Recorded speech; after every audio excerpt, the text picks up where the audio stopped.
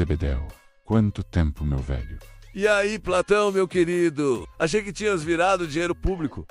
E alguém tinha te trancado num apartamento vazio por aí. Então, falando em dinheiro público, vi-se que vão passar um projeto para regulamentar as redes sociais. Pois é, vamos aproveitar enquanto ainda dá pra tirar um sarro das coisas, né, meu chapa? Tô certo que depois falar da corrupção será atentado à democracia. Na minha época lá na eclésia, era bom. O cidadão ajudava a julgar casos importantes e votar em leis. Fora isso, quando tinha essas loucuras aí como hoje em dia, dava pra sair na mão 5 minutinhos, sem perder o réu primário. É, aqui até que seria legal, mas teria um grande problema.